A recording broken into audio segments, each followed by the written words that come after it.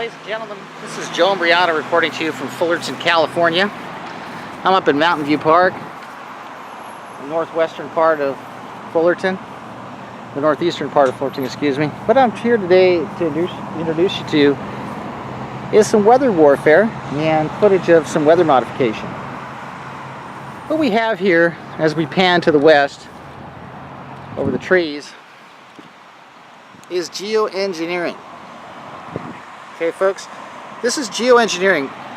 This weekend's forecast for today called for thunderstorms over Southern California, over Orange County.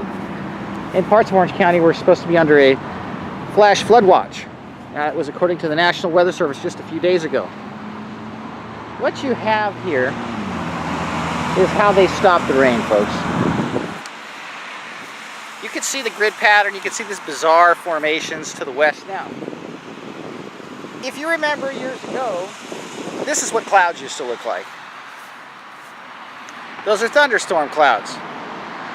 That is the moisture. That is the monsoonal moisture that was supposed to hit this area. As you can see over the San Bernardino Mountains, I'm panned over this way.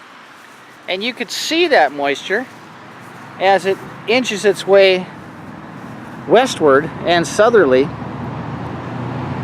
What's happening right now is all this residual moisture from these hurricanes was moving over the desert southwestern portion of the United States into Southern California, and that was going to dump some rain on us. But what we have going on today to the west and to the northwest, interestingly enough, are aerosol operations, geoengineering. For those of you who are not aware of what geoengineering is, it is weather modification. It is accomplished by spraying metallic nanoparticles into the air at very high altitudes from aircraft. These metallic nanocompounds consist primarily of aluminum, nanoparticulate matter of aluminum. Now, these are hit with phased array radar and various microwave radiation sources, ground-based, of course. We have a tremendous amount of wireless infrastructure on the ground, folks. Tremendously powerful. You go to any typical cell tower and you look at the cables and the power sources going into those things, and I'm here to tell you, folks, they're not just for your cell phones and watching Netflix, okay? These cell towers are part of a much larger system, a much larger weaponry. All the NexRad facilities, all these Doppler imaging systems, all of this stuff is all part of this. What they do is they microwave these metallic nanocompounds, and that superheats the atmosphere.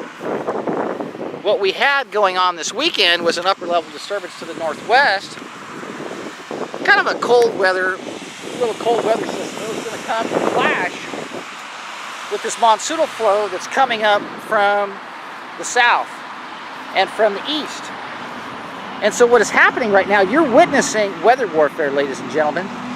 This right here has put a wedge between the moisture that was coming down from the north and the moisture that is advancing from the east. And you can't get a clearer picture of this from the ground than what you're seeing right now. So what you have here is a complete blockage of the cutoff low that was supposed to drop down from the northwest. Yesterday it was over the Bay Area and it was heading our way. They've blocked that system from coming in contact with this system. Now those are clouds, folks. That is moisture. This is what gives us thunderstorms. This is what gives the desert the much needed moisture it needs in the summer, okay? And what you see here over the mountains is what you should see. Now, as you pan to the north, you can start seeing evidence of HAARP as well as the geoengineered aerosols that have been dispersed up there. Typical HAARP formations in the geoengineered aerosols that are dispersed are going to give you like a tire track pattern in the sky. Ladies and gentlemen, the clouds do not make tire tracks on their own. The clouds generally, when we're into this typical weather pattern for this time of the year, the monsoonal flow, you're going to get this popcorn type look to them. And that's what we see. These beautiful popcorn-like cloud formations. And the higher they go, the more they cool and the more rain they drop. Now, what is commonly done to these to stop the rain is aerosols are sprayed on top of them and then superheated so the convection stops. And when you stop the rise and that you stop the cool, then you stop the condensation and then you stop the precipitation.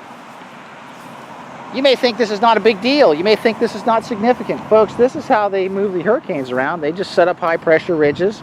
They set up whatever type of barometric pressure fluctuations they want to set up. They move the jet stream around. They can do anything they want with the weather, but here's the scary part, folks. The energy that they use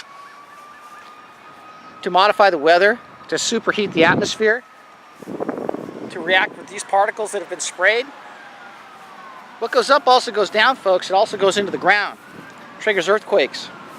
What happened the other day as the second hurricane was forming off of Florida, and the blockage of the hurricane that was supposed to be advancing to the west continued and stalled over Houston and Texas, flooding that place, required a tremendous amount of energy in the form of phased array radar and Doppler and other sources of microwave emissions on the jet stream. Folks, that stuff builds up. And we had a big earthquake in Mexico, 8 point something. Now, is that a coincidence? Hardly. I doubt it.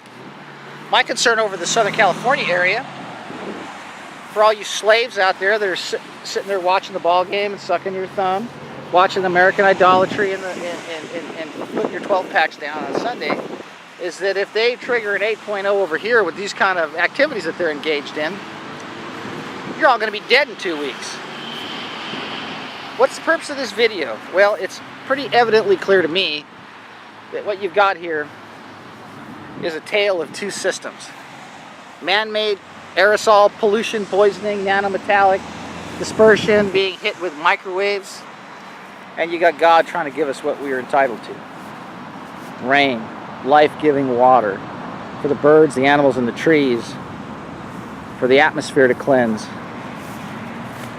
As they cram us all into the scientific kill grid, packing us into these homes, making us work 60 hours a week to pay taxes and to buy frankenfruit, watered with banned chemicals and fertilized with banned chemicals, imported from third world countries, picked green and gassed with ethylene, as they convince you that climate change is behind the changes in the weather. Ladies and gentlemen, you are looking at climate change, and it's man-made, all right, and it's made by people who are totally evil, totally psychotic, sociopathic murderers who conduct weather warfare to get you to believe that carbon dioxide is responsible for this. Ladies and gentlemen, when Trump got elected, what happened was the pendulum swung in the other direction, and people started abandoning their concern over carbon emissions. They don't want you in these cars, folks, so they tried to con you into getting out of your cars. Look at the sky, it's totally clear. You can see all the way to Saddleback and all that area over there. You know, the air's cleaner it's been in decades, folks, and they're sitting here sounding the alarm bells. They try to tell you that CO2 changes in the atmosphere are causing our weather changes. CO2 is plant food, ladies and gentlemen. The more CO2 in the atmosphere, the better the trees and the plants grow. That's a simple fact. So what they've done here is they've let Trump get away with his rhetoric, and some of his policies got implemented and passed by our corrupt Congress. And now what's happened is they've got you comfortable thinking, okay, now, well, we don't have to worry about carbon taxes and the effect on the economy.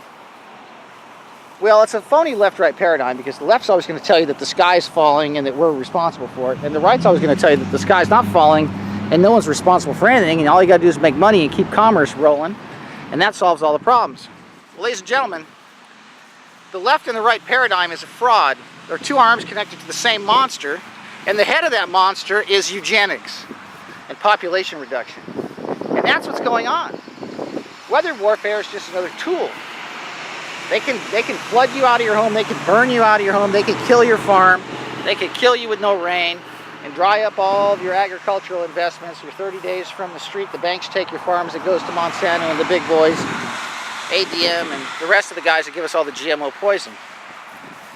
But what they've done now, since Trump was so successful in getting the carbon tax rhetoric put back in the bottle, they've given us this new form of weather modification to scare the heebie-jeebies out of everybody into accepting the coming changes to all of our lives that involve social re-engineering, ending our use of fossil fuels. You hear it over and over again.